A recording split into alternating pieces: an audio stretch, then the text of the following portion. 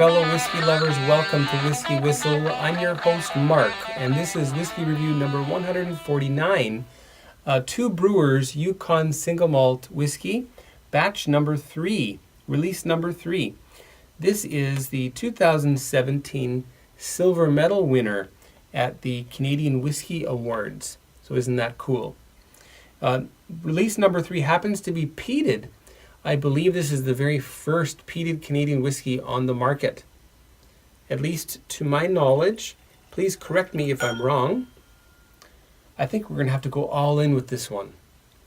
I believe they didn't have a whole lot of this one. So I was sent a little bit less of batch number 3 than batch 4. So that's all in my glass. I will have to savor that very, very carefully. And I've got a little press release here for that batch. I'm not going to read the tasting notes, but let's look here.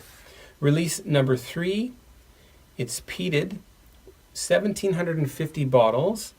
It came out July 2016, 43% alcohol by volume. And I will not read the tasting notes for you. Anyway, now I've got a little bit of information here from, again, the Director of Marketing and Sales. So let me just find that. Now, I asked about the peat for this release. And, well, what I was told was that the peated malt comes from UK. So the peated malt is coming from the United Kingdom. I noticed as soon as I opened this vial, a nice big vial, I think she sent me nearly 100 milliliters of release 3 and almost 150 of release 4. Anyway, again, thank you for that. When I opened it the very first time, I noticed that there was a little bit of peat coming through there. And I thought, wow, that's really cool. Yeah, so you've got a little bit of smokiness, a little bit of campfire. But it's quite subtle.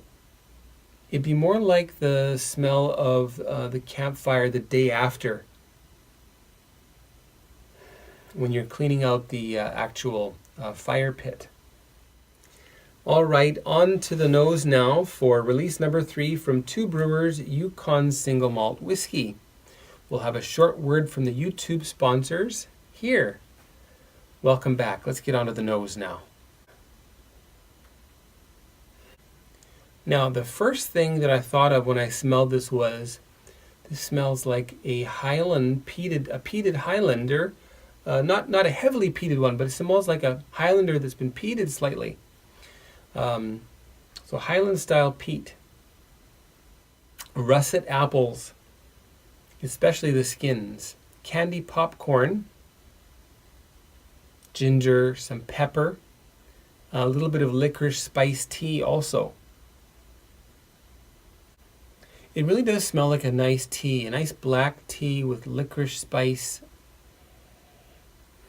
Very unique. And very sweet and very appley. And again, you've got that little bit of a fire, a little bit of a spent fire, a fire that's gone out. And what's left of that there. And you got charred wood bits there, charred bits of wood. All right, on to the palate. Cheers.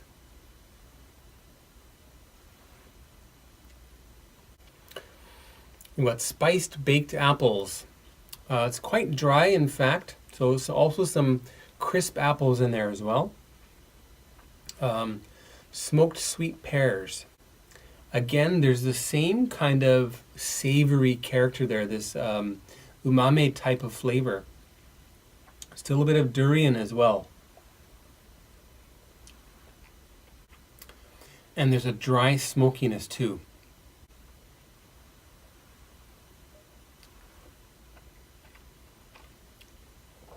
And then something in this taste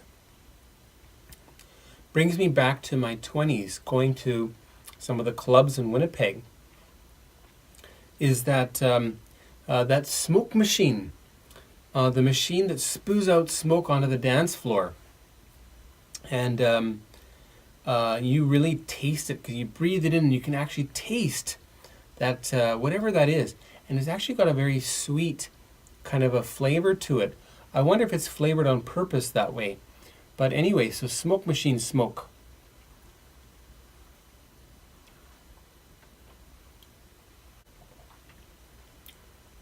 And then just as you swallow, it really gets to the back of your throat, and you got this little kick of smoke that comes through your nose. Now, again, this is not like the peat, not a huge peat kind of a flavor, but that of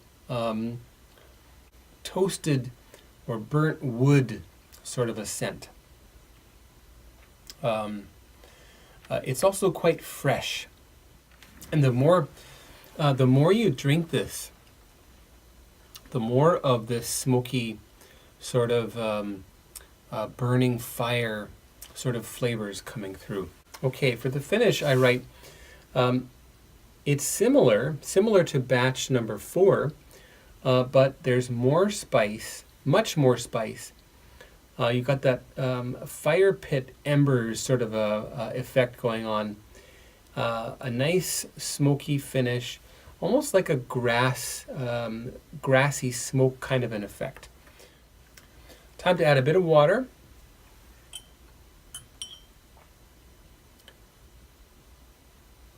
Not much left there, so I can't add too much.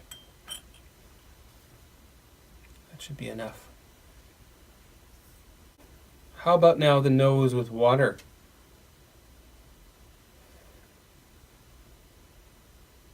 Now again, interestingly, the smoke is subdued somewhat. The peat, that smokiness has been subdued.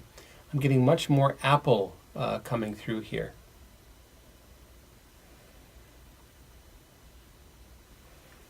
See if I can induce some more evaporation.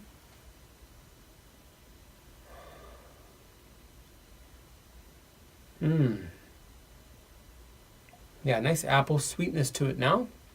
How about onto the palate? Cheers again.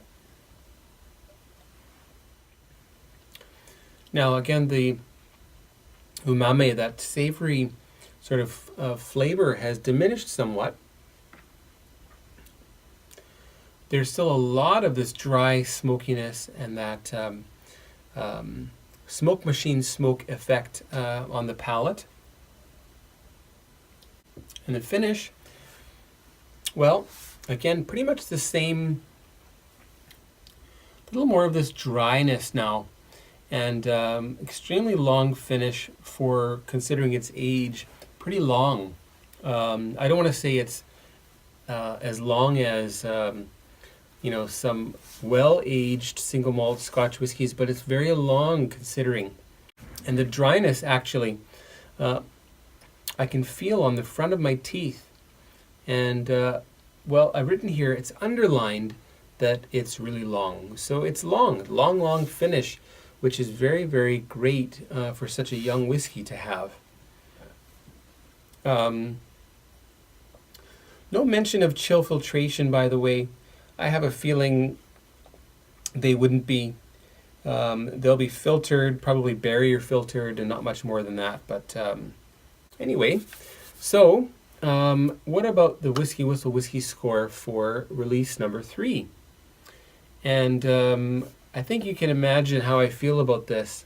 So the WhiskyWhistle whiskey score for release number 3 is going to be 89 out of 100. 89 out of 100, that's the WhiskyWhistle whiskey score for release number 3 from 2 Brewers Yukon single malt whiskey. Okay, now as a little wrap up here, we're going to compare these two now. I've got the release number 4 over in my right hand and release 3 in my left. Let's give them a little comparison. Well, after all that time, that sweet strawberry scent has really come through here with release number 4.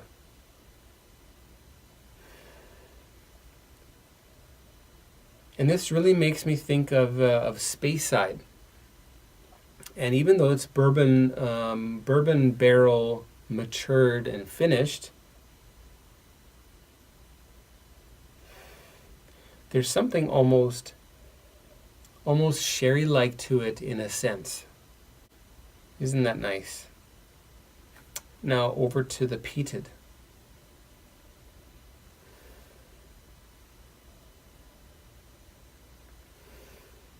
What I like about it is the sweetness is really enhanced by spice and that little bit of tangy peatiness.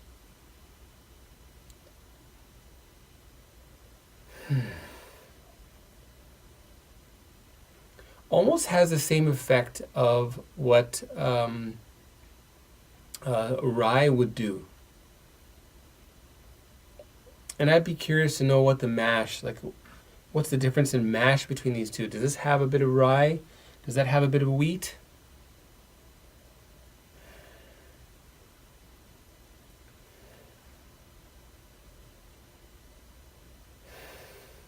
Both of these noses are wonderful. Okay, back to the release 4 on the palate.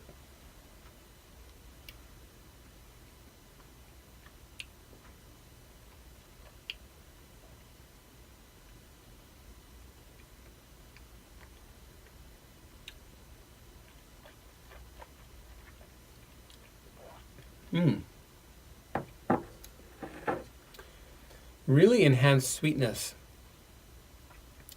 The savory umami type of flavor just kicks in towards the very end if you hang on to it long enough. Most people would probably swallow this and just feel the sweetness and not get that savory effect.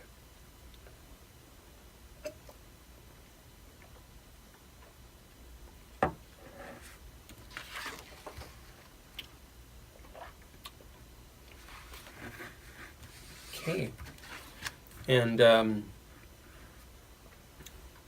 back over to the peated version.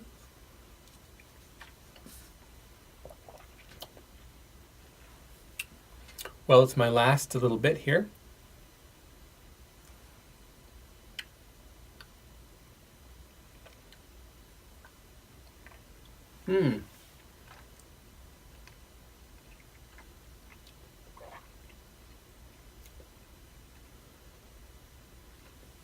Oh, where that really excels is the palate. Much broader range of flavor. And also in the finish, the peat and the spice really kick in.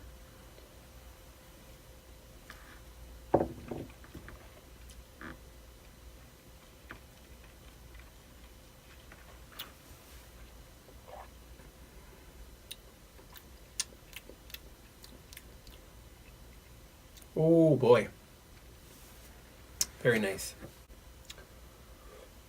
One more shot of number 4.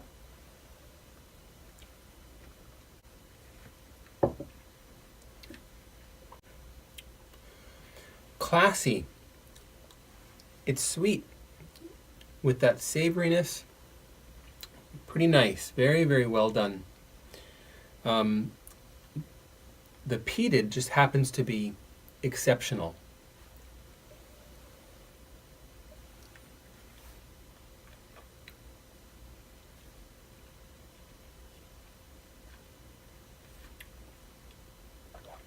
Well, I didn't get a chance to mix them. That's okay. And I've got a little bit left to share with someone here in Korea. I can imagine at least one, well, probably the fellows over at the malt shop will enjoy that. And there's just enough there for two very small glasses, about maybe 15 milliliters each. Enough for the gentleman there to taste. All right, so 89 out of 100 for release number 3, Peated. And for release number 4, that was 84 out of 100. Wonderful whiskey. Very delicious, well beyond its age. I have tried a number of whiskeys that would be roughly around the same age of late, and I would pit these against any of them.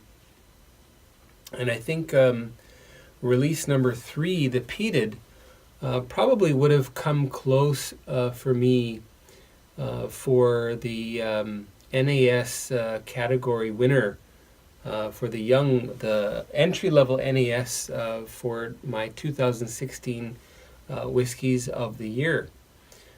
So that's interesting. Anyway, so that's that. Thanks for tuning in. Please make sure to check out the website for this company. For Two Brewers is twobrewerswhiskey.com, very aptly chosen. And there's also Yukon Brewing and Yukon Spirits, separate websites for those. Make sure to have a look. You'll be able to find information, and if you happen to be in Alberta, try to get a hold of the release number 5, which is the innovative release, the first innovative release. That's going to be very interesting. That might be a game changer for the 2018 Canadian Whiskey Awards, I would imagine. And, well, I sure hope I can get my hands on a sample. We'll have to wait and see.